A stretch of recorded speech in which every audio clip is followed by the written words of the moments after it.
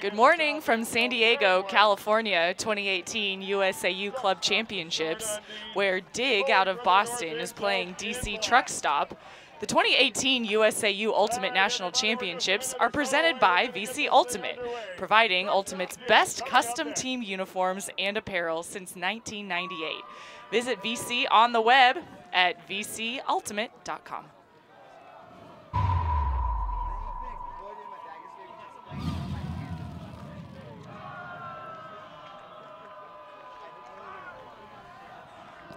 We have an exciting pre-quarterfinal matchup on day 2 of Nationals. I'm Emmy Fitzgerald with Tyler Kinley. And Tyler, these two teams have very different histories, but will be a really, really exciting game for sure. Absolutely. Truck Stop, coached by Daryl Stanley, last year had a lot of success making the semifinals. They are a perennial national contender. Whereas DiG has had a different type of season. Boston Ironside disbanded, and DiG brought on a lot of their savvy vets as well as athletes. And so now there's sort of a mixture of the top Boston talent. So this is not their first year at Nationals, but it's their first Nationals as this type of team. It'll be really interesting to see how they perform now that, you know, we're out of day 1. It's crunch time, and yeah, I'm excited to watch. So who are some of the players you expect to make really big plays on DiG, who we see on camera right now? Well, you know, Tanner Johnson you can't ever look him off. He's going to be a mainstay for making some of their best plays. But Kevin Linehan, or Rocco Linehan, he was noted by a number of players, both on DiG and on the opposition, as being a huge performer. So here we go. So the first pull is up in this quarterfinal matchup. DiG in the white out of Boston. Johnson with the disc. And diving catch to keep that alive. DiG so far not holding on to the disc for more than maybe 4 counts or so. You'll see Truck Stop came out in a bit of a junk look to get them out of sorts, but DiG went right through it. Now they're just in the straight man. So a pick called on the play as DiG is approaching their red zone. Mac Hecht has the disc for Boston. Hecht is a player that was noted by a number of people as, if he has a great game, it's a huge bonus for them. And just fingertips on that from David Cranston, but there's a call, some discussion on.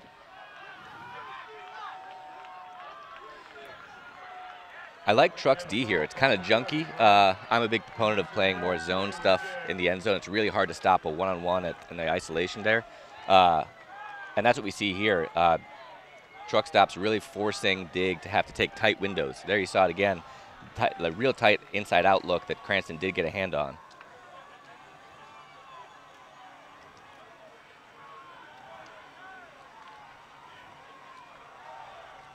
So the disc will stay with Hecht.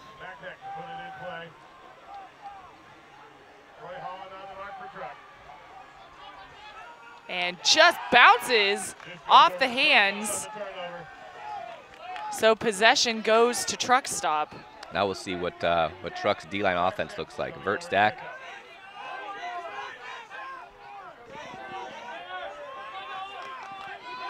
Castle launches it. A lot of jerseys underneath, but right out of the sky is that first goal of the game. Holy cow.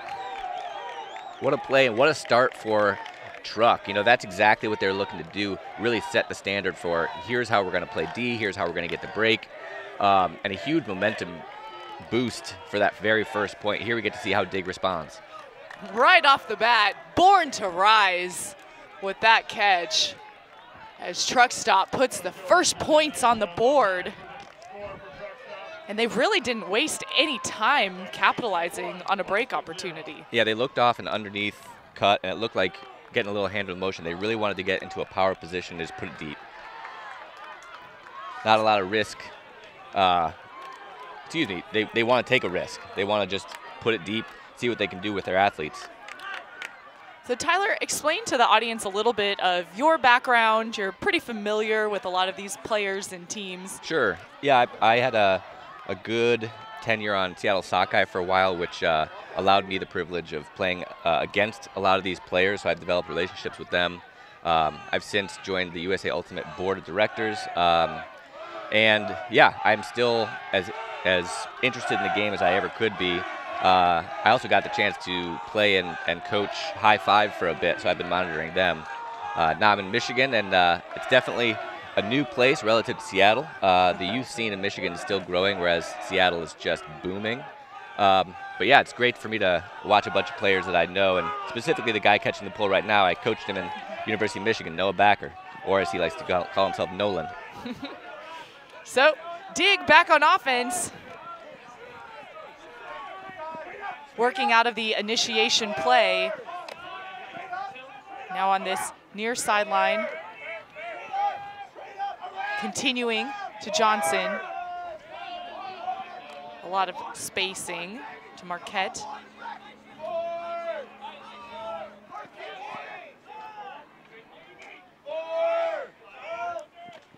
DiG's really working this open side using their vert stack. Easy for a lot of Boston's Ironside players to immediately come into because they ran a lot of that vert stack as well. So right on the goal line, Boston trying to get their first point on the board and just straight towards the near sideline is a goal. Yeah, it's going to be interesting to see how much DiG starts attacking that break side. Both these points, they were really forced into just the open side. They didn't swing the disc all the way across the field. It doesn't change the point of attack that much, and you can see a lot of truck stop really working to take away any deep threats, force the short throws. From a coaching perspective, you don't necessarily want to tell them what to do, but you might want to use the width a little bit more. But again, they're coached by Tom Matthews. They have full trust in him. He's calling the lines, so we'll see how they go through the rest of the game. So we're tied at 1 apiece. Truck stop is up break. The winner of this game gets the privilege of moving on towards the championship, but their opponent will be San Francisco Revolver.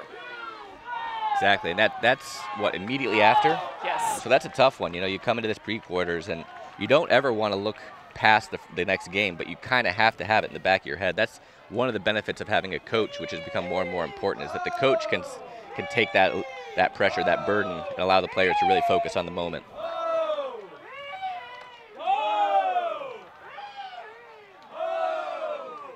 I'm curious to see how truck stop does this, if they go hoe, side stack, vert. Big pull. We will see if that pull comes in bounds, and it does. What a pull. You can see DiG really trying to stop that huck right off the bat with their defense. Instead working it on the underneath. Strip called. One thing that Tom Matthews, the DiG coach, stressed was that they want to force truck stop to throw a lot of throws on the early half of the field. You'll see a lot of backing, presumably.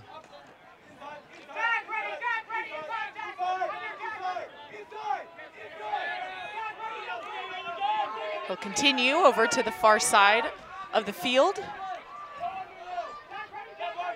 A lot of spacing between the vert stack.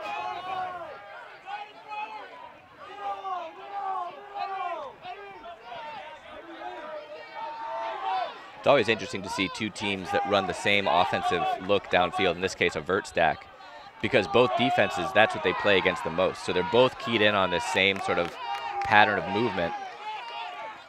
Makes for some real tight windows. And really tight matchups on defense, as Tyler, to your point, DiG is forcing truck stop to make a lot of throws right on the doorstep, and that is a goal for DC. Rowan McDonald is going to be a huge part of truck stop's success here.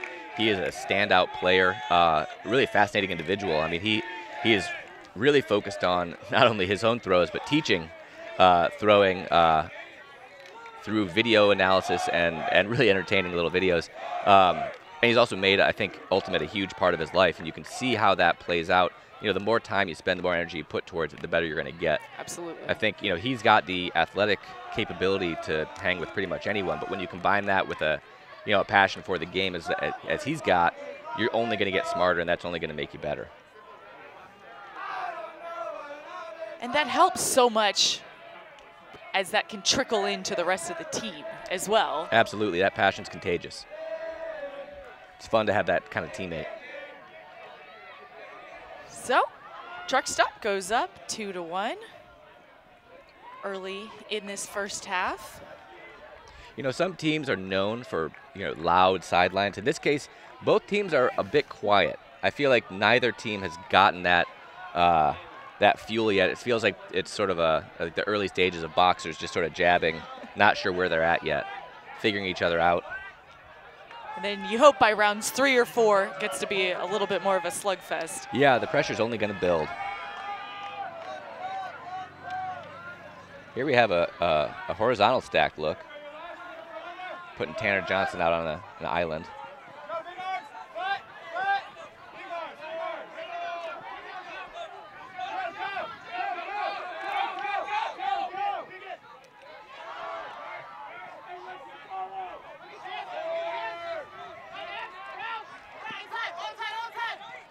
So a lot of fairly quick movement from DiG. A strike cut from Tanner Johnson.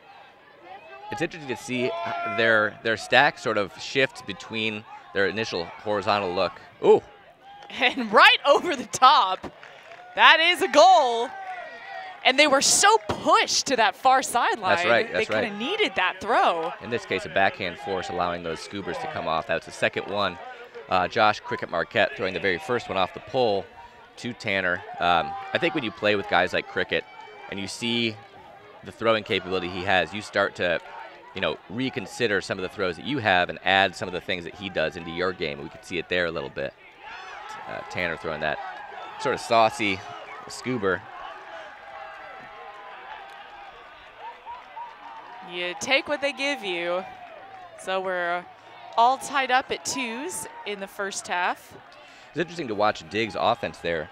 You know, they started off in that horizontal stack look, clearing out what is essentially looking downfield as the right side for Tanner. But it looked like it took a while for them to go from sort of a horizontal look into their vert stack look, and it just became a little bit muddy downfield. You could see Tanner, when he got to the back of the stack, trying to cut under, but there weren't a lot of spaces as people were just sort of figuring out, are we in horizontal or are we in vert? That puts so much more pressure on the handlers as well. That's true. To keep it moving. That's a great point.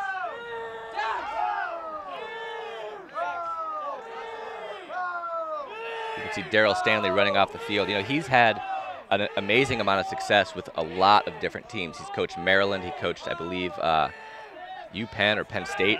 My memory is failing me here. But he's able to really find success in teams that, you know, they don't necessarily have the top players in the world.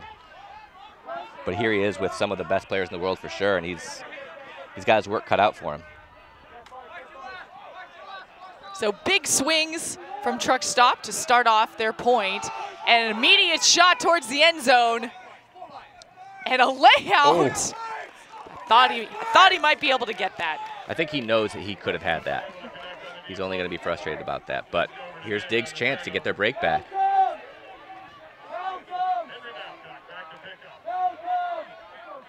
So DiG will check it in at this front cone. The weather here can't be better for Ultimate. Just a barely hint of a wind, almost a thrower's wind.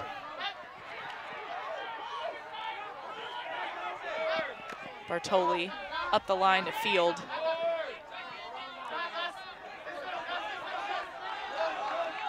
And a really wide swing. And a little bit of miscommunication between cutter and thrower. That's tough. It did look like he had a step, so I can totally understand why the thrower put it. That's a tough missed opportunity there for a break.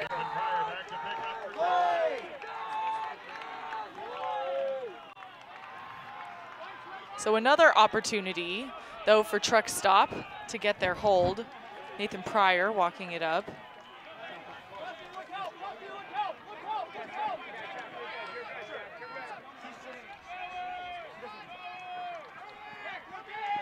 And as he falls to the ground, the flick huck is going up and snag out of the sky. There we see Markham Schaffner. It's a very classic way that Schaffner throws. He's got his forehand really looks like a whip. I mean, it comes out hot. He can boost that thing real far. But it's very, you could almost pick him out of a crowd based on that throwing form. It's very, very, very Schaffner. And a travel called on the throw.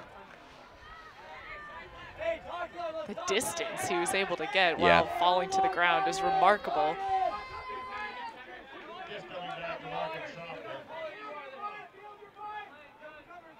So the next second chance is much shorter pass. Working the unders. Monroe with the disc. Over to Pryor.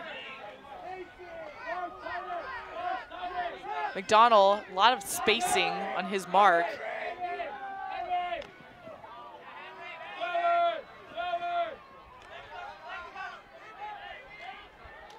So now about 30 yards outside of the end zone. That continuation, and Truck Stop able to maintain the hold. Truck Stop really demonstrating very, very good, crisp handler movement there. I mean, they clearly know each other well. DiG applied good handler deep pressure, but they were still able to do what they wanted. It's clear that they've practiced that and feel very comfortable and confident just isolating, having to stack, really create a bunch of space for those handlers to move and opening up, from a tight window shot into easy continuations. And you could hear the sidelines yelling, thrower, thrower, sure. And the marks kind of backing off a little bit to adapt to that. Yeah, DiG really wants to stop those continues, especially off the swings. Both teams still relatively quiet. I mean, they're slowly walking off the field. There's not a whole lot of yelling. And really, we're on Pacific time, so this is 3 hours earlier than the East Coast. Yes, true. So for these guys, their local time, the game started at noon. We'll see here. But like you said, this just couldn't be a better spot to celebrate 50 years of Ultimate. It's wonderful. 40th anniversary. Absolutely. Of the national championships. Here Truck is pulling. Former teammate of mine, Nate Castee, number 15 on the line. He's gone from a young buck when I played him now to a very, very savvy vet, great leader of a team.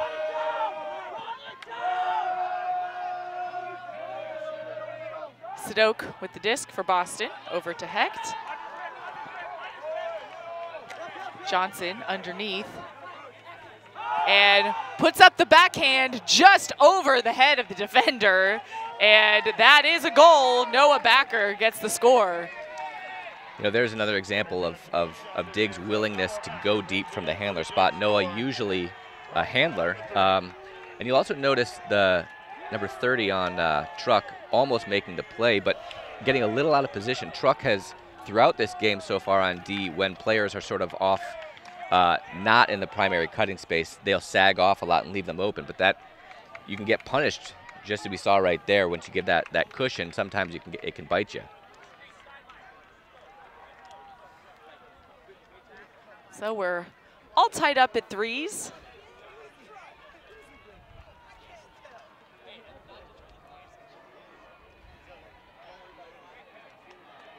And you can stay up to date with all things about the tournament at tct.usaultimate.org.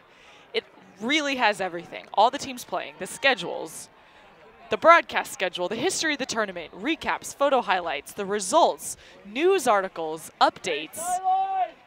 So while you're looking at that, watching the live stream, be sure to join the conversation at #USAUNats. I think it's always fun to see. I mean, we're here giving our commentary on the live stream, but it's also really interesting to see the commentary on social media, absolutely. too. Different and the commentary memes about the commentary. I'm exactly. sure I'm going to hear all about the things I said wrong. Oh, we get plenty of that. We're glad everybody's watching. Thank you. Out of bounds pull here. It looks like setting up in a bit of a side stack. Over to pick up for truck stop. We'll put it in play from the brick mark. Schaffner really looking great with the pants and the visor. You gotta love it. Very distinct look. Here you see DiG just really backing everybody, sagging a handler in the lane, really forcing a lot of shorter throws, except for this one. So there's that big hug. Make me eat my words here. It is just on the goal line.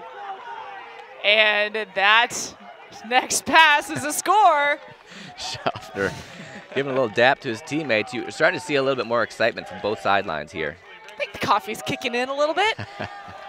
Absolutely it is. So that was so interesting. You could see that backing. So why did that huck still work, do you think? Once they got past that front line, you'd notice that Schaffner with the disc in his hands, his dump was not defended. The dump defender was actually, they say, sagging in the lane, basically just sitting right in front of him to take away big hucks, allowing the downfield defenders to back because that short throw is tougher. You have to squeeze it in between a mark and a sagging defender. But once they get it past that, they threw, I think he hit with a round backhand, then the thrower is pretty much able to do whatever he wants. The mark is a little bit behind, and it opens up a shot a little bit easier. So who knows? I mean, you also notice a lot of the offenders were just way off on the other side of the field. You might start to see defenders over there start, adding help deep if their offender is just standing on the side of the field. We'll see. You don't want to get too far away from sort of your bread and butter, so you don't want to necessarily change too much unless that's part of your game plan. But we'll see. I mean, both these coaches, they've got tricks in their bag. And I think that's what's so neat, too. You could make team adjustments, but sometimes it's just personal matchup adjustments as well. So 3 handlers back. Pull, fall, and then pick up. Sadok. And that was a good floating pull. You'll see both teams, I think, have struggled to have perfect pulls, but occasionally when they do, it really changes the landscape for the other team.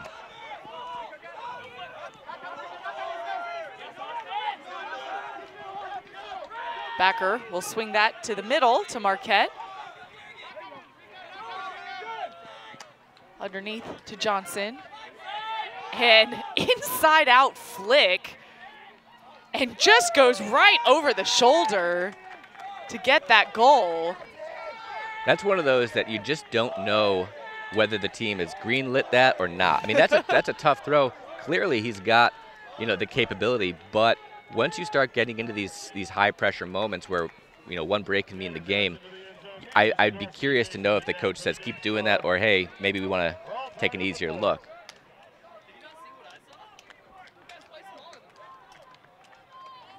But certainly a more inventive throw that Absolutely. You see there, too. It's really exciting. I believe that was Sidarsky who caught it. Yeah, his height did not give him any favors when you're just looking at the matchup one-on-one, but he read the disc well, kind of gave a little bit of body, gave himself a little room. Defender had to jump early, missed it. One player I'm curious to see start to have more of an impact is Sadok. He's the lefty, incredibly quick, very inventive, very, very fast player. He's able to think very quickly without the disc, so he can move to spaces before I think defenders are prepared. But I haven't seen him having the outsized impact that usually he does. So I'll be curious to see him sort of either take charge or we'll see. It looks like they're really trying to push him downfield, which of course is what you'd want to do. But yeah, we'll see.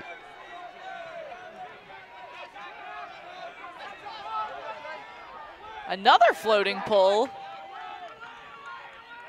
Schaffner with the disc. Here we see the 4-man cup. DiG has run this for a number of years now. It's tough in this wind, or lack thereof, I should right. say.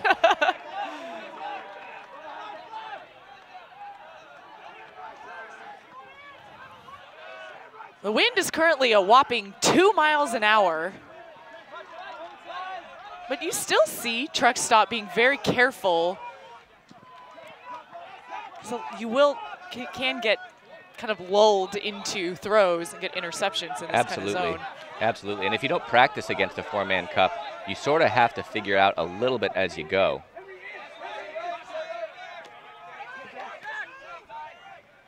And a really nice blade around.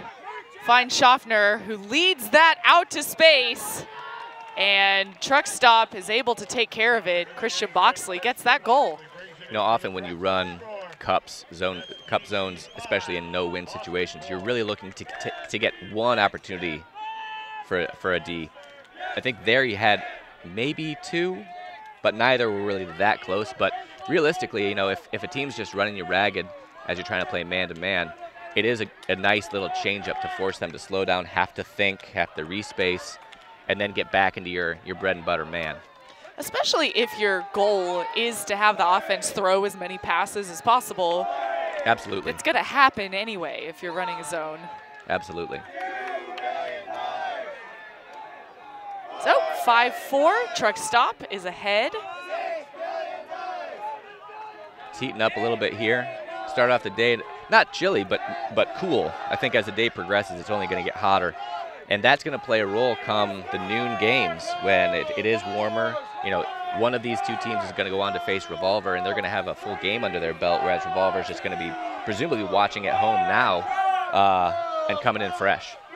And they say that the high today is 90 degrees, which I feel is fairly warm, even for Southern California. Yeah, it's a wonderful temperature to play in. However, you do start to get into a little bit of the heat zone.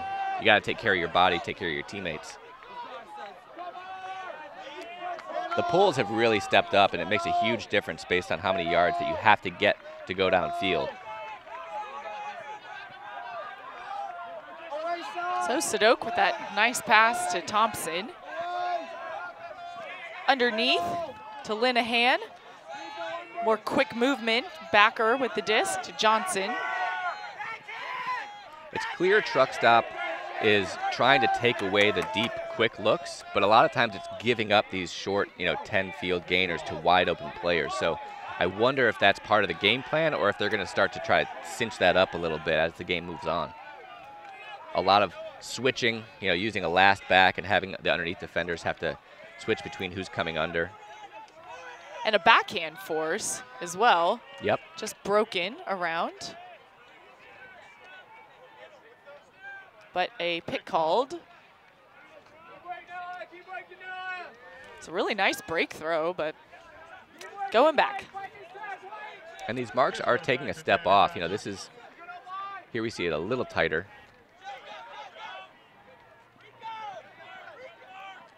And some of the switching you see, that Exactly. throw was unguarded. That's Rico really taking away the up line, leaving the thrower unmarked, but taking away the more pressing option downfield. And just on the goal line, Boston working the full field. Sadok with the disc. Continues, Hecht, and Johnson hops into the end zone. It took a lot more passes, but DiG was able to convert and hold.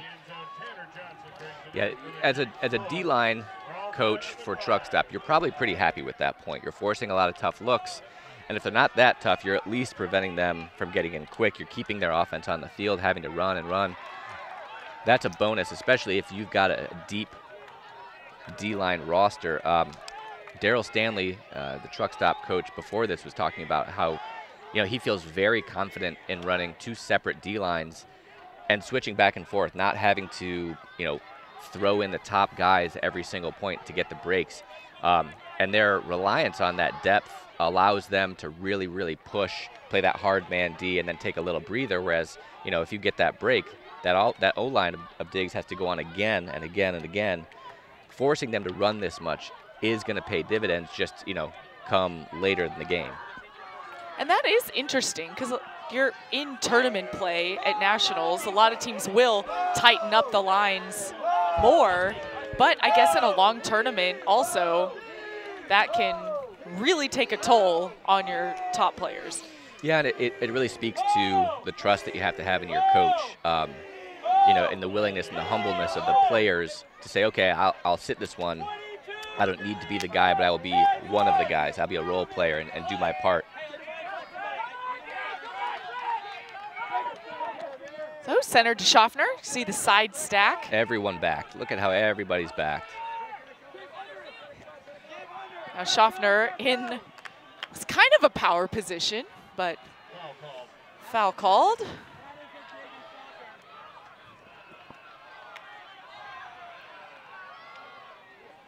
Given that DiG is backing so much, you almost expect to see later on like a flood where, you know, every player but one is going to leave that side stack and open it up because they're all wide open under there. They're just overplaying that deep space.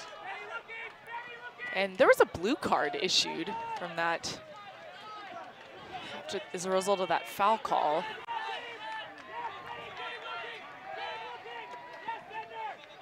Schaffner with the disc. The coverage is much tighter. Hammer across the field, and that's a goal. You can see after the play here, Schaffner discussing how that defense went. It seems like he's got a little beef with the amount of physicality there.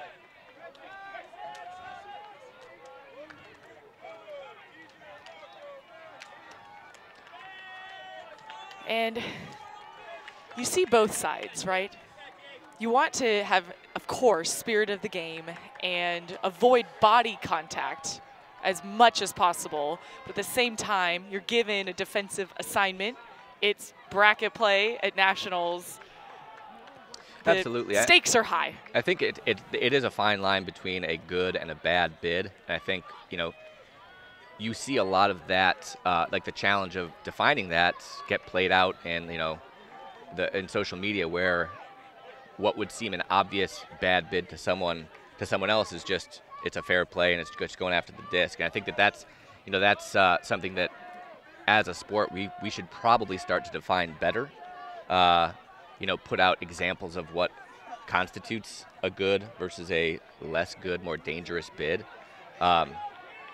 Because as you said, you know, if you're a young player and you just want to make your name on a team, you may go for something that's going to be a little bit too dangerous, but you may not have the experience to know what that means. And if you do it to a player who's incredibly experienced, they get very upset because you're risking their body. Oh, yes.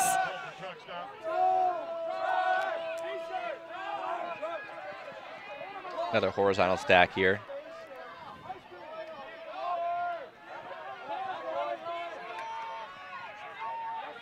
So looks like Truck Stop is backing as well. Both teams preventing those big huck looks.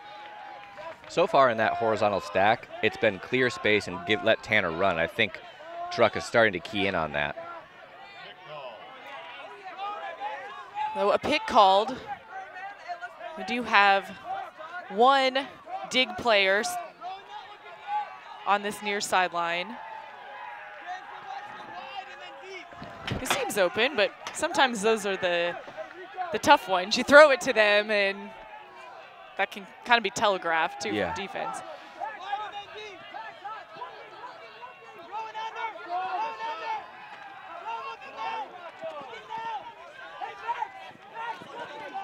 Johnson with the disc, and shoots another one. And that is a block. You can see Truck Stop's defensive pressure has really ramped up. I think that they're starting to realize the looks that DiG wants, and they're starting to really key in on them, and they've gotten a little bit more away from that switchy stuff, a lot more just pure man-to-man grind, and I think you see it play out well here, getting that turn. Now we just get to see what they do with the disc.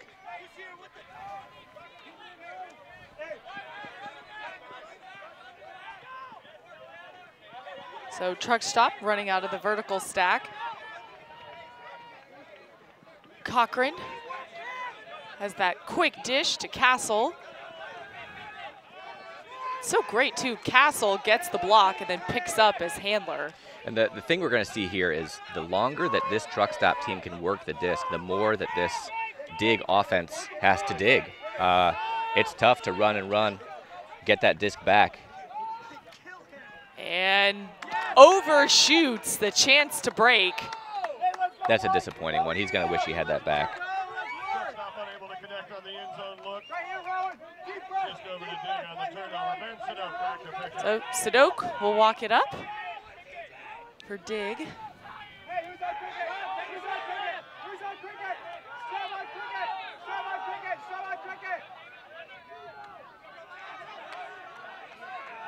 Saw a poach in the handler space, so changed a little bit of the throwing decision making.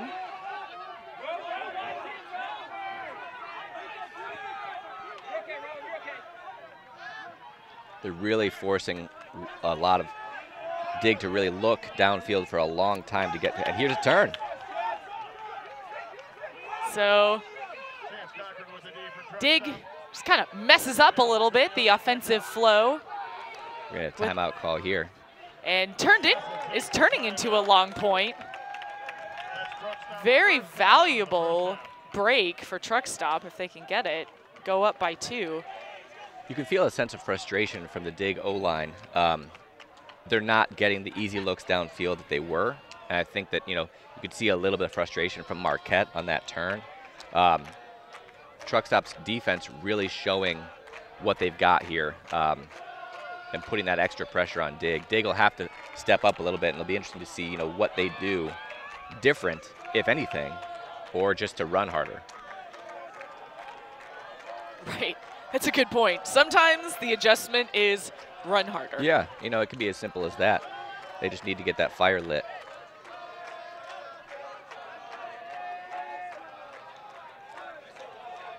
I'm always curious when teams come out of a timeout. It's often said that teams turn it over far higher of a percentage after a timeout right. than if they had just played through. And some teams, they have set plays. I've always been impressed with Revolver's set plays coming out of a timeout, especially around the end zone. They're just very efficient. But some teams, you just want to go backwards and just get the flow moving again and almost not take a tough look for an instant goal, but just move the offense around again. So we'll see.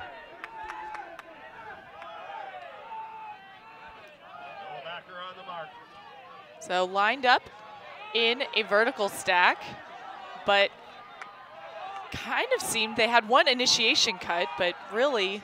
Yeah, they just wanted to get throw. the disc moving and change the point of attack. And right into tight spaces. Huge break. That's a huge break for both teams. You can see, there must be a call here.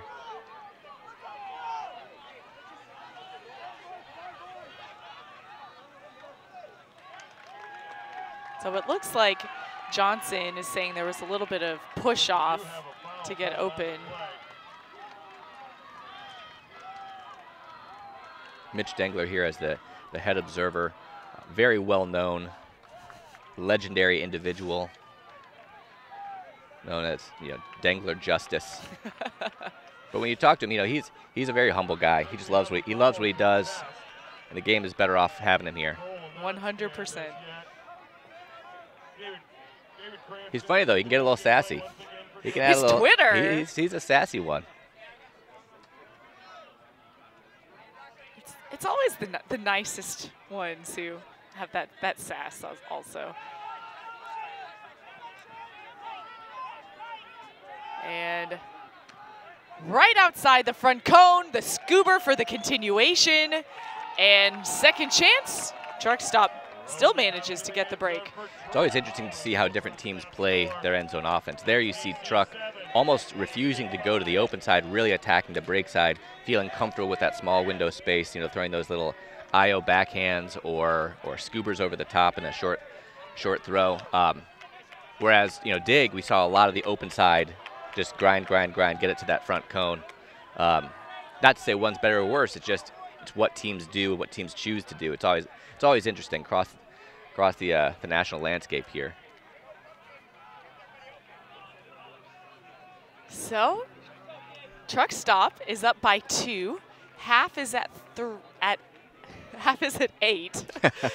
Trying to go up by 3. Numbers are hard. Well, it's also interesting, some people have discussed the potential to lengthen games to 17, and that's what the WFDF World Championships, that they get played to 17, and it's hard to express how different it feels to play to a half of 9 rather than 8. It just feels like the game is far, far longer. And yeah, I'd be curious from the social media landscape if that's something people would be excited about, or if it's too long. There are also constraints on field space, round times, etc. But it would add to some of the excitement. Way back in the day, games were just 21. You can hear those old guys talking about how back in their day, right. they played upwind both ways. Exactly. We played to 21. Let us know in the comments if you think should go to games to 17 championship play. So DiG coming out, you can really feel a sense of urgency.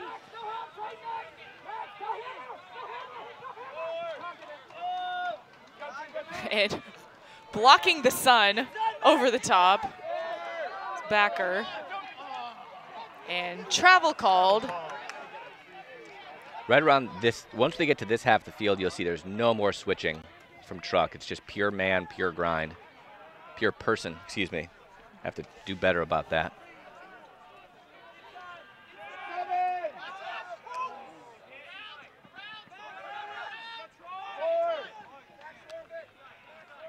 So Clark with the disc, straight up the line, finds Linehan open. And the point just felt faster. It did feel faster. I'm really curious to see DiG's next O point as well. There, they did a side stack, and it allowed one truck defender to basically play free safety, and everyone else gets to front everybody. They are going to need to figure out a way to open up the field a little bit more, maybe utilize the break side or flood something, because they're just allowing guys to play way back, not have to defend that break side, and it makes DiG's downfield cutters have to cut 1 against 2.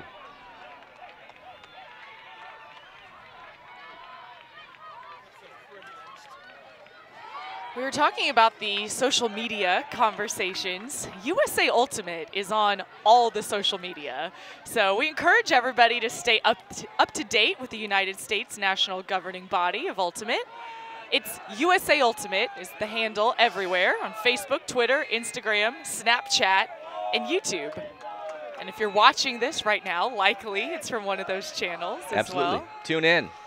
Give us your honest feedback, because we know it's out there.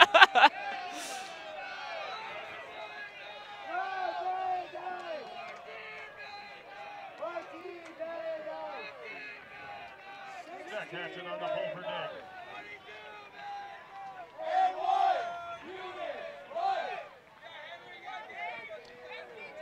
Another nice pull, lands in bounds. There's that flood play that you can run if you like. Opening up the field for Schaffner. So some give and goes in the handler space, and what a flick from Schaffner all the way in. That's a goal. Tyler Monroe was ready for that. You can see Daryl Stanley immediately praising that look from Schaffner, opening up the field. Here's Daryl running across the field, adding some energy.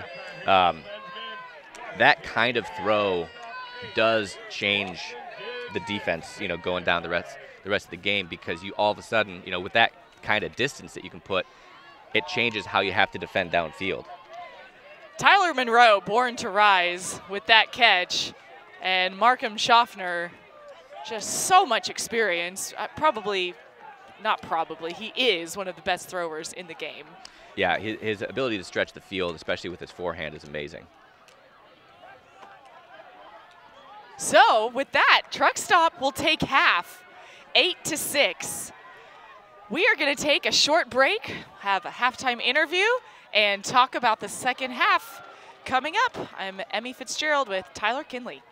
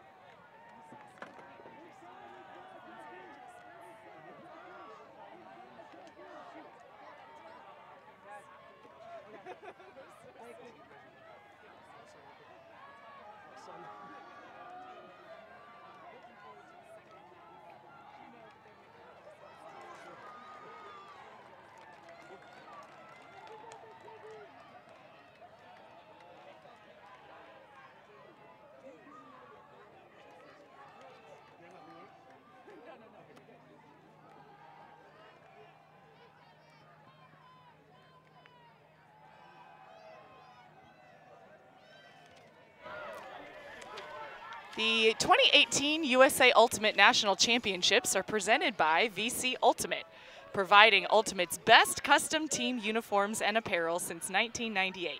Visit VC on the web at vcultimate.com. And at the half, we're here with Truck Stop coach Daryl Stanley. Thanks for joining us, Daryl. Oh, thank you for having me.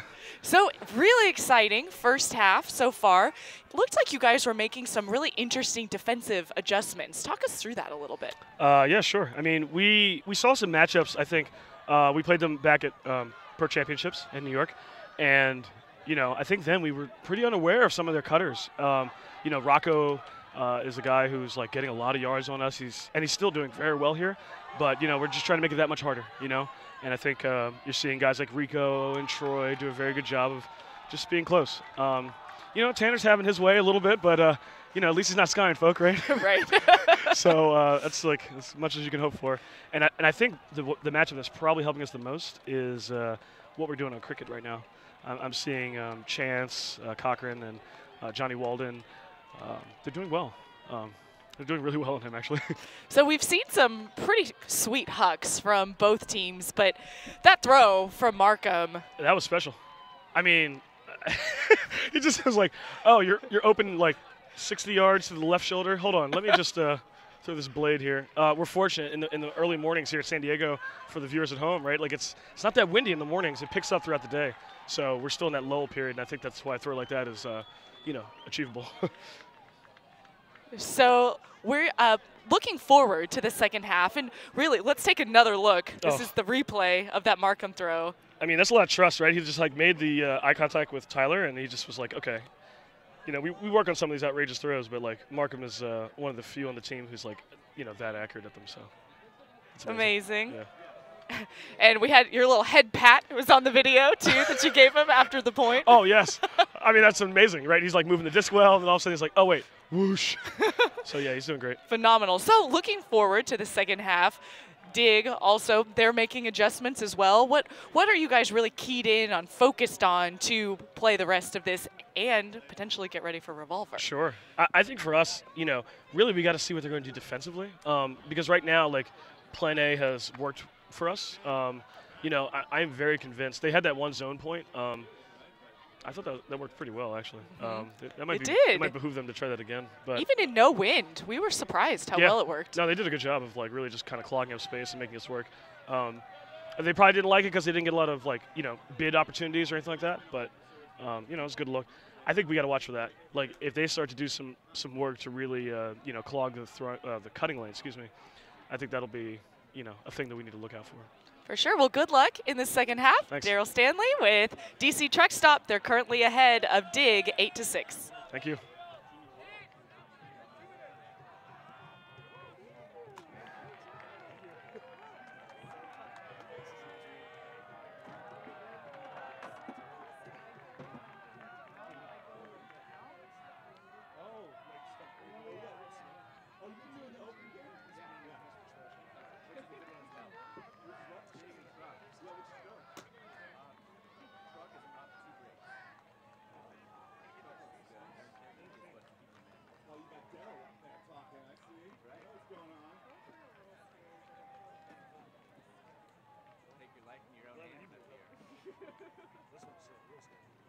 Is there stuff down there? No, there's one right here. Oh, yeah, that is. You're a climber. Alright. So we're good now. Ooh, this one's a little. Shit. Down. Alright, there we go. Thank you so much for holding this, bud. Alright. That was like the secret to me that time.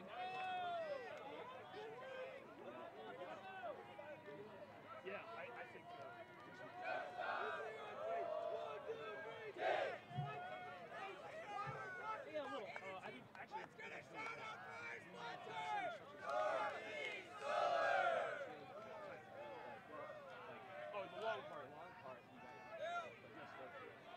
Hey, hold on, yeah? Let's go! Oh,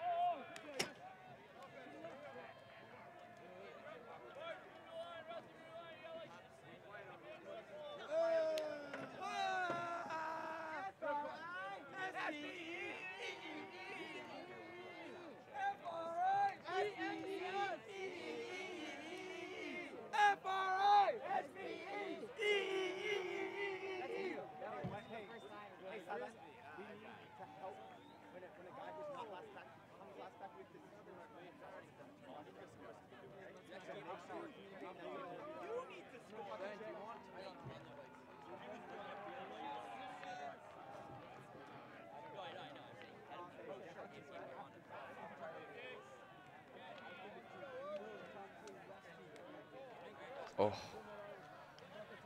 Welcome back to San Diego, 2018 USA Ultimate Club Championships. The first pull of the second half is up. Truck stop on offense. Schaffner with the disc. DiG kind of sagging in the lanes here a little bit, trying to just slow down this truck offense. That was a lot of what truck coach Daryl Stanley was talking about. They would adjust kind of based on what DiG came out on defense doing. And just out of reach. Here's a good just pick up and go from DiG's offense, taking advantage of a little bit of a hesitation from truck, transitioning from O to D. So Bartoli has the disc. Grauman kind of poached on this near sideline.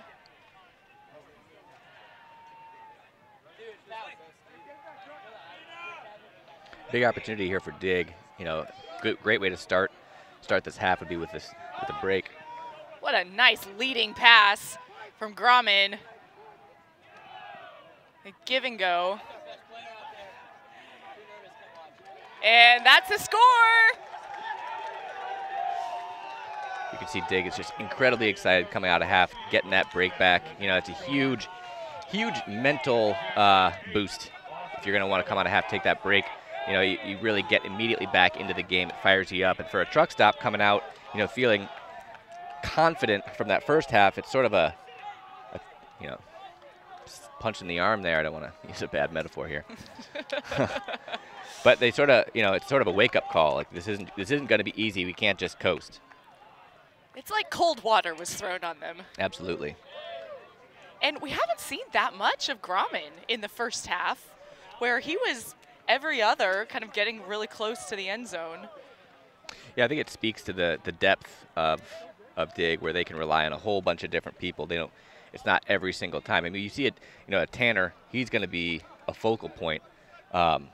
But for a lot of the rest of the team, there's just a lot of talent. They can spread the disc around to whoever's there rather than forcing it into certain people's hands necessarily.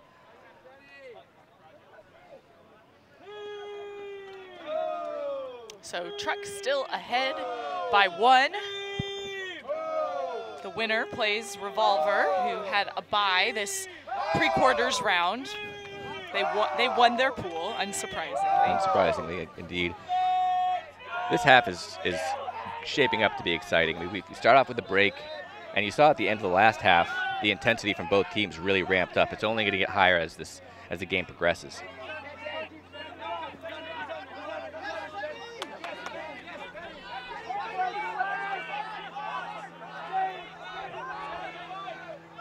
So more switches, it looks like, from DiG as Truck Stop is working it through the middle.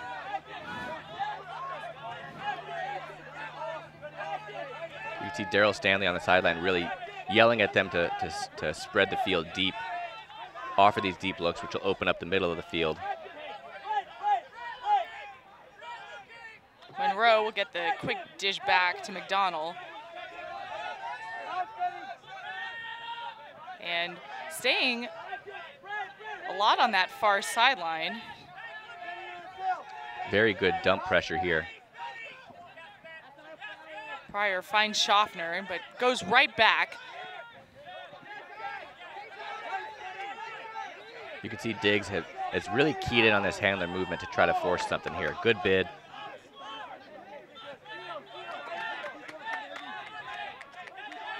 So Truck Stop, so much discipline with their handler movement too, swinging it side to side, about 20 yards outside the end zone.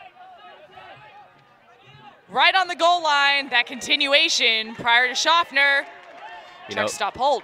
That end zone offense, I noted earlier in the second half, or excuse me, first half, they really attacked that break side, and you see it again there. They want to keep the disc on that break side, hit those tight windows early, and that creates a ton of continuation as the mark can't catch up and reapply. It's a good lesson in discipline, just as you said. They're willing to just take the easy throws, take what's there, and you know, that'll take them far in this tournament. So Truck Stop goes back up by 2. I like DiG's handler pressure a lot. You know, it's key that it's clear that they've keyed in on that this season, and it shows now in their ability to really force a lot of throws. But it's tough to stop when an offense is disciplined and they're willing to just take what's given. You know, you can't take away every single thing, especially at this level.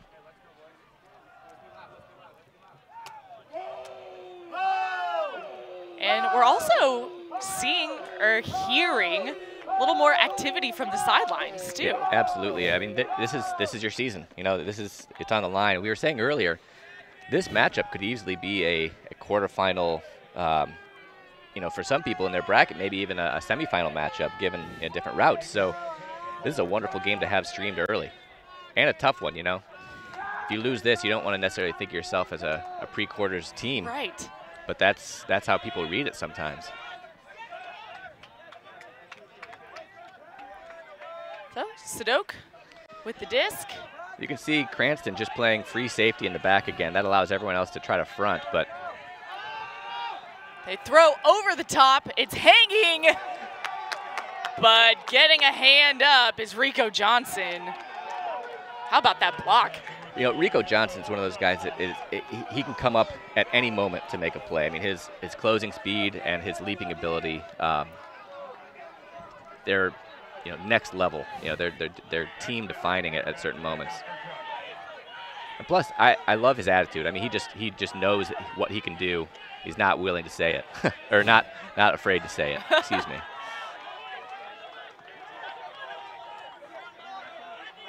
So Truck looking to go up by 3. If they can score.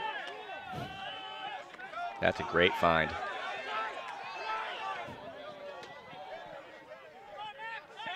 These are the points that are really going to test. What a huck. Can it stay in bounds? It does. Coast to coast. Oh, goodness. You can see DiG's body language here from those players on the field. A little bit tired, a little bit frustrated, and their sidelines are coming in to sort of boost them up again. I mean, they need a little shot in the arm, because that was not the D I think that they would have preferred to have played on that point. And the receiver there, he was open a couple times. And finally, I mean, they put it to him there. A lot of times it's hard to throw a huck when the receiver's already that deep. Yeah, absolutely. And have it stay in bounds, but that it looked worked. like there was a miscommunication towards the back of the stack. You know, a little bit of a blown coverage. And when that, even just a slight hesitation can give you an extra couple yards to get open, and then all of a sudden, you know, they broke free. I was really impressed with the Truck D-line offense. You know, historically, teams that can have incredibly athletic D-lines that can force a lot of blocks, you still have to score. Right. And if you can't complete the break, you know, what use is it? But here, you know, their D-line offense is shown to be pretty disciplined and pretty willing to wait for the looks that they want, and there's enough disc skill that they don't get into too many dicey situations. They can still get out of it. We saw a real big inside-out break to a wide-open defensive offender there, which opened up the whole field. You know, when you can find those looks, you're real dangerous. So Truck Stop goes up by 3. A must answer for DiG.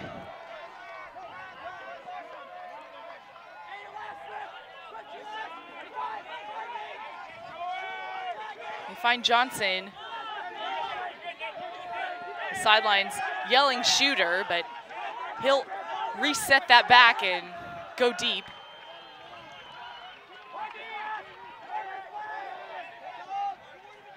This Truck defensive pressure is really good. You know, they're taking smart poaches, not too many. You saw the dump defender sagging into the lane, but most everyone else playing pretty tight. Anyone that's sort of sitting off in the hinterlands, sort of in the break dead space, you know, they're not guarding too much. They're allowing those defenders to sort of free safety a little bit, and it's really forcing DiG to have to take some high stall count looks, not the looks that they want to get, not huge yardage gainers. And it's proving to be a bit frustrating for them. You can see they're not getting what they want.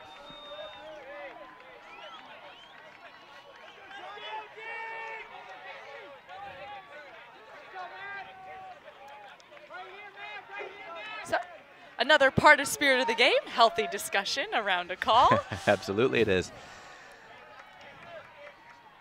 You can see here, all the space is on the break side.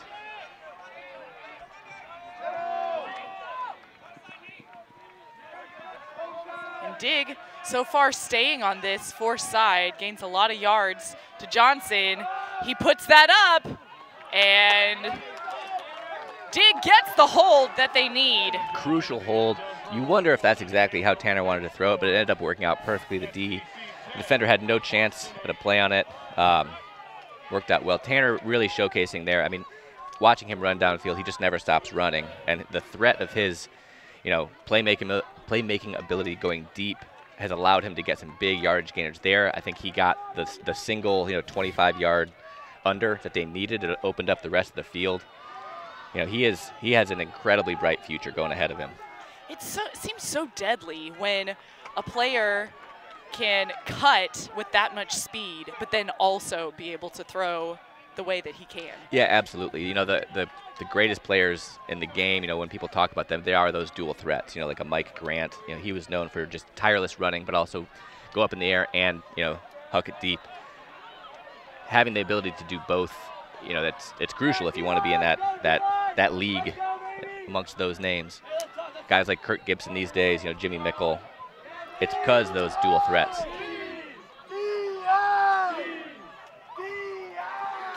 So now the true test for the DiG D-line is on, and really for Truck Stop offense as well, but they've shown their ability to convert.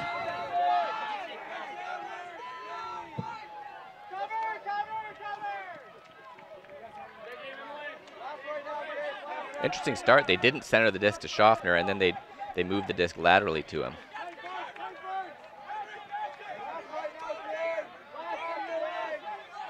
It's clear they're trying to allow him to get the disc a little bit easier, but here they're still pushing him back. This is good DiG defense. And that was a tough throw Absolutely. for him to catch, or tough catch for him to make.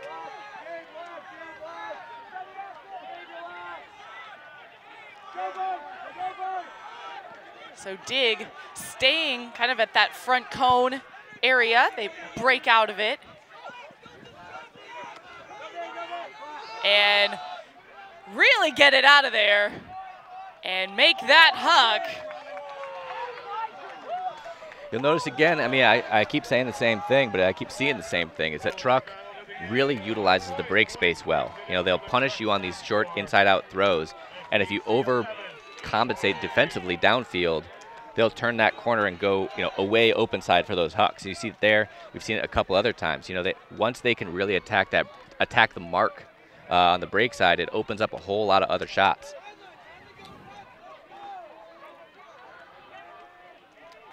I think there's a lot for younger players that could really be learning from both of these teams, and even Truck Stop really attacking the break side. That's something very difficult to do. Yeah, as a coach, you sort of have to train certain types of throws, certain angles. Timing is a little bit different. The cutting is a little bit different because you're no longer just open side, grinding against a defender one-on-one. You're sort of having to time, because if you get those little short breaks, it opens up easy, quick continuations. Usually, if it's a forehand force, it's a backhand throw continuation. Those are quick. And Truck is just it's clear they're very comfortable doing it, especially around the end zone.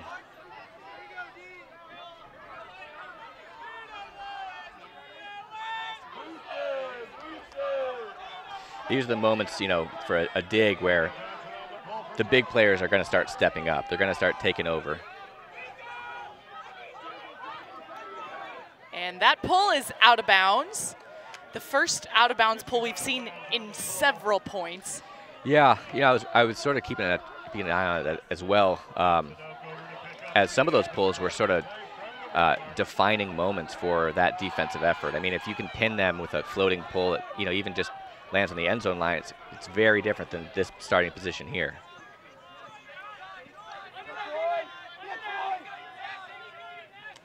Sadok with the first throw underneath.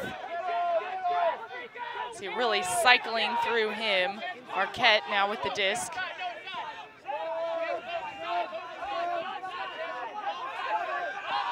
Really good pressure, D.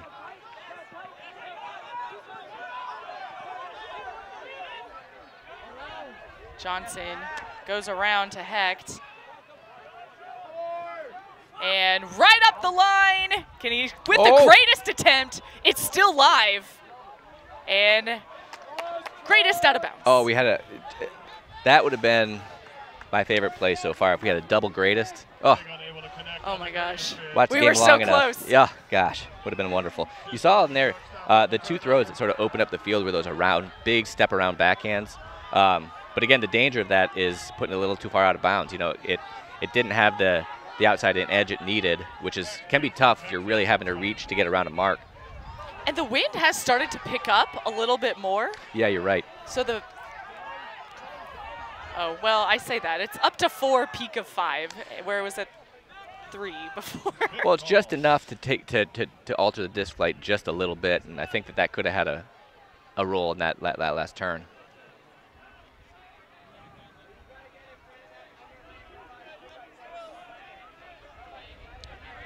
Truck stop.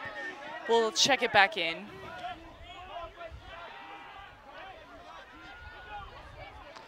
Truck with, 3 players even or behind the disc here, really opening up downfield a lot. And a line drive that's batted down. That one did not have a lot of hope on it.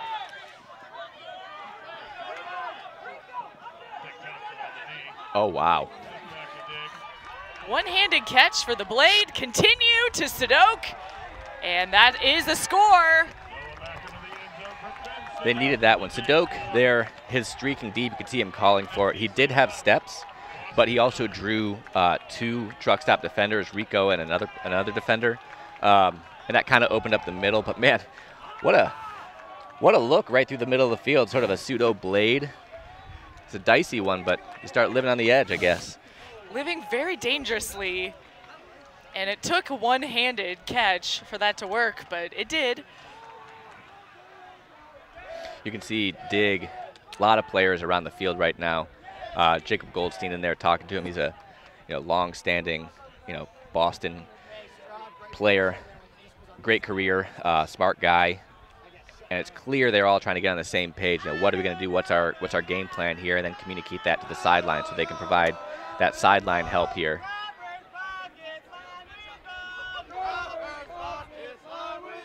DiG sideline, not looking phased. You don't really see a whole lot of nervousness. It's clear they feel confident. There's no, raised blood pressure just yet. And from a time check, we're 14 minutes away from soft cap, so it's really going to be points more so than time, it seems like, as the biggest opponent for DiG. And that's what you prefer. You never like to see the time cap have to get used, especially in a low wind situation. Out of bounds on the pull.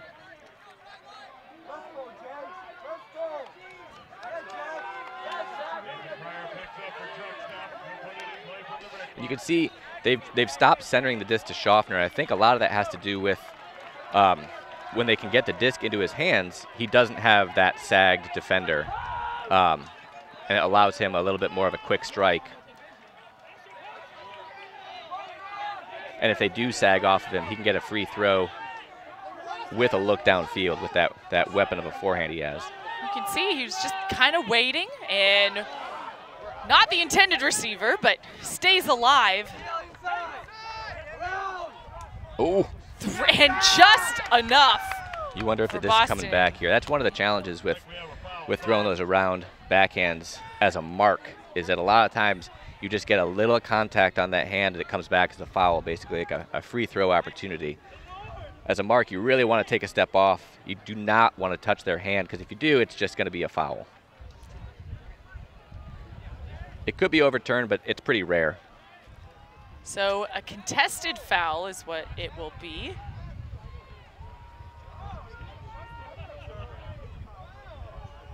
There, And Mitch. goes to Mitch. Yeah, quick Mitch call. says foul. Yep. Be sure to join the conversation. Hashtag USAU Nats. What do you think?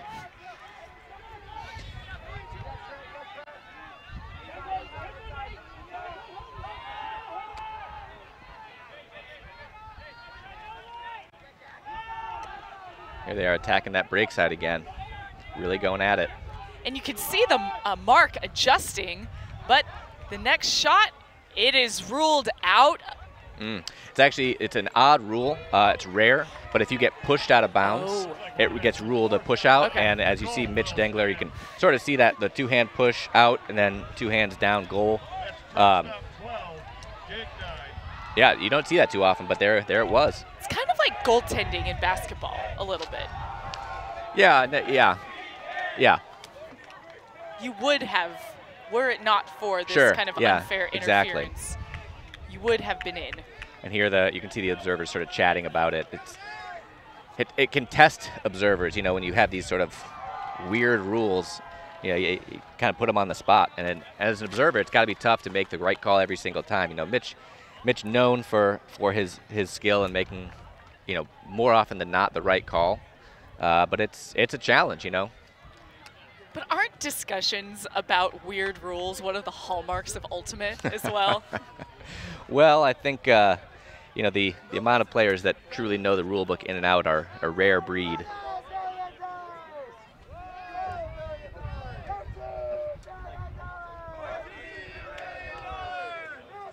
So truck stop with that goal, just pulling away a little bit, just making it more difficult for, it's 12-9. So a 3-point deficit is not insurmountable. It's not, but you do start to get nervous at this point. I mean, they haven't gotten too many opportunities for looks, and they need to, so they're going to have to put this one in and get their D-line back on quickly for DiG to strike. So Johnson has the disc, but receivers are covered downfield. That's a great find. You know, they only had one player unmarked, and they found him. That can be tough.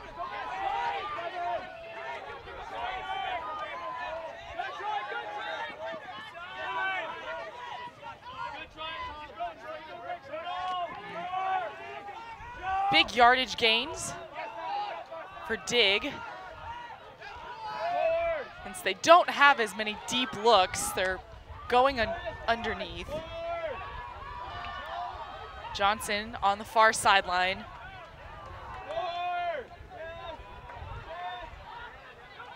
And there's the shot. That's a goal. You can see Truck Stop's defense frustrated there. They were giving up too much. It seemed that was reminiscent of their earlier D-line pressure in the game where it's a little more figure it out. There, I just didn't see the same sort of hard pressing man-to-man that we've seen sort of define the runs that they've made defensively. I wonder what Daryl Stanley's going to have to say after that D-line that was a little less emphatic than you might otherwise expect at a 12-9, 12-10 game. But Truck Stop still has the advantage. Sure, absolutely they do. With the onus on DiG. We've seen it, though. We've seen it in a lot of games where a team goes on a 3-goal run with a hold and 2 breaks to make it really interesting. Yeah, you know, the one aspect of DiG that I was curious to ask their coach Tom Matthews about was when the season's on the line for this new look of a DiG, who do you put on? And that's something I'm curious to see. They have to get breaks. At this point, you need to put on some top lines. You don't really have too much time to burn here. And those kind of decisions are crucial and very challenging. It's crunch time for DiG. So the pull going outside and just out of bounds. And we'll see where that actually went out. It did hover over the line for a while. Mitch will make the call. That's tough. You know, you just can't give up that many yards on a pull. The pulls are really starting to define whether or not the D is going to be able to apply the same kind of pressure or not. Here, DiG starting at half field, or excuse me, Truck starting at half field.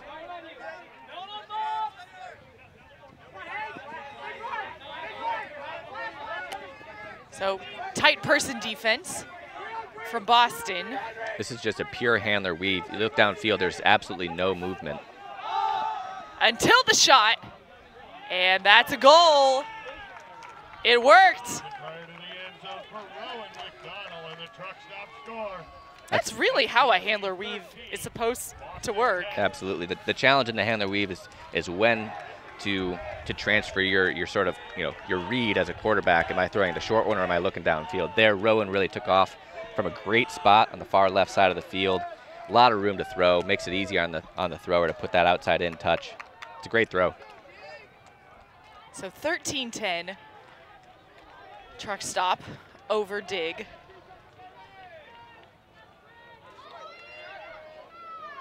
On this side of the bracket is Revolver, the winner of this game here.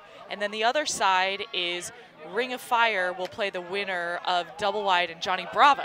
Oh, that's going to be exciting. South Central Regionals matchup. All those teams are just so full of athletes.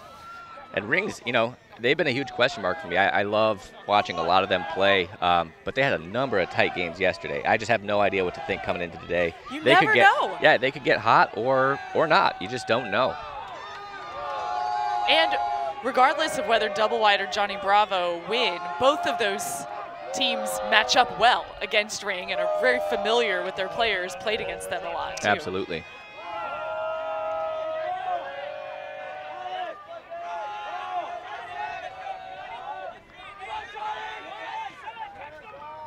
That's good D to get this started. Sadok has to keep the disc. So he'll find Johnson instead of his first look. Big scoober over the top.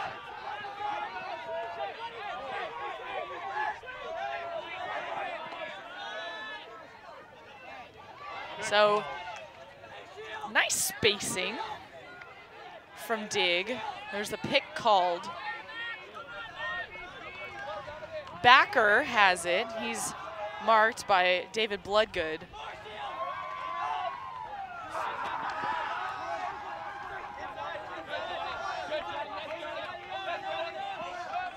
DiG finding a lot of success with those big around backhands. That's really opening up a lot of the field for them. And a hand block, but a foul. Backer really using that length well. He did that a lot on Michigan. It's very tough to stop both the inside and around on someone who can pivot that deep and throw from those release points. In Texas, we have a drill called I Hate Calvins, named after Calvin Lynn, the longtime Texas coach. And it's basically that, with the various release points, flick side, break, backhand side. Yeah, exactly. The legend himself, Calvin Lynn. Exactly.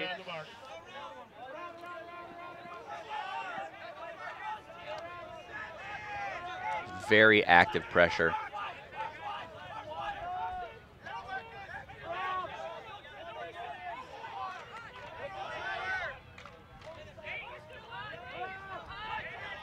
Marquette with that big backhand fake moves the mark enough to get it to Sadok, but intercepted. That was a very crafty throw. Not a lot of players have that, but also it got read.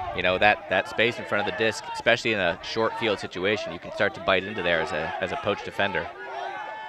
And avoided contact, too. Yeah. Sometimes with those you get that collision. Those are the worst collisions in the game for the most part. You have a blind handler running upfield, usually looking behind him, and the defender coming in. It's really on the defender in that situation to not just blow him up, but sometimes it happens. So truck stop with the disc on offense.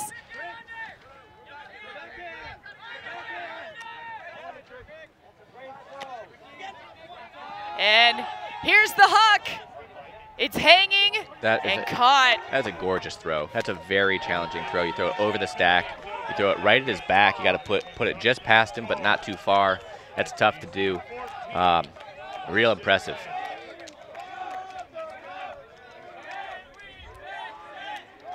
So the wind is now at a brisk 6 miles an hour. Here, the DiG body language is sort of telling the story. They're a little bit frustrated at each other. There we see that huck again, real nice look. Born to rise with that throw. I think Truck may have the most number of visors of any team here. Kind of love it. Takes me back. I will say I am team visor for sure, especially as a cutter, because you can wear a visor higher on your head than a hat. Oh. And so if the disc is higher up in the air, you can just kind of move the visor back a little bit versus throw off the hat all the time. This is the year of the visor and the fanny pack. Those things have come on by They storm. have the checkered tape, duct tape on their visors Some too. style, some real style they got going here. The 90s are back, and I'm so happy about it. Here you see DiG having a little huddle here. This is when, as a coach, you gotta give those words of encouragement, inspire them, because this is your season on the line. This O-line feeling the pressure. The wind has picked up a little bit, just enough that if you throw that backhand around into the wind, it might pop up. If you throw that forehand up line, it might die. It's tough.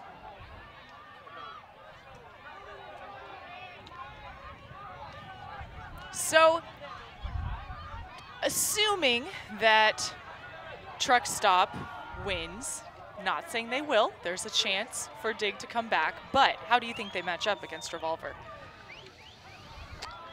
Well, it's a tough matchup for anyone. I mean, Revolver's got some of the best athletes and players in the world. The challenge with a Revolver is, which ones do you pick for the big moments? I mean, they've got such a deep roster. If a guy starts having an off game, what's your reaction? Do you pull him, or do you put someone else in, or do you trust him? They've had a lot of success this year, but they've also had games where they throw far more unexpected turns, and with that kind of talent, you kind of need them to have an off game sometimes, but they've shown that they have had them. That's sort of on them.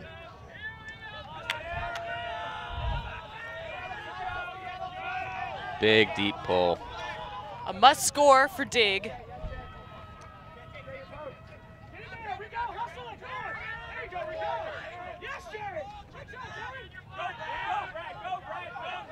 Sadok sees Johnson going deep. Looks like he's going to throw under instead. Truck doing a good job of just playing man, but still containing these deep threats.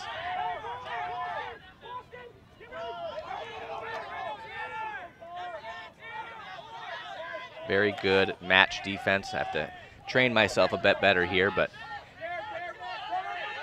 very active downfield. Everyone in ready position, no one's standing. Really nice leading pass to Marquette from Jay Clark.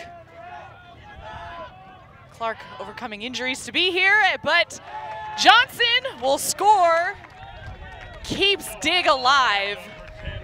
And that's another one where, DiG gets a little bit more productivity out of that break side. I think as they open up the field like that, they really expose a lot of the defenders who are sagging a little bit into the open side from Truck. And they're able to take advantage of that when they move that disc quickly with that little inside out to backer who's able to hit the easy continue. They're going to need to keep doing that, but now they got to get the disc back. That is the biggest challenge from a game where we've seen probably a handful of unforced errors. Yeah, Daryl Stanley's really got them disciplined where there hasn't been a lot of just miscues or poor looks. I mean, that's priority number one as a coach, and he's done a great job at it. A lot of it is it's ego management. A lot of guys, they want to be the guy to make a play, and this is true across any team, and being able to get them to buy into a system where they trust their legs, they trust their teammates, that really pays dividends over the course of a game, a tournament and a season. That is such a good point. That came up in our Space Heater interview yesterday, where you have so many superstars on Space Heater, and their coach said, you see all these superstars and all these heroes, but honestly, they're all in their mind, they're all role players. That's what makes them so good, though. Yeah, I've had the privilege of playing with and against a lot of those players, and yeah, they are just wonderful teammates, wonderful people. And that really changes the vibe of a team in general. So, their DC compatriots, Truck Stop, are on the field looking to score, advance on to quarterfinals.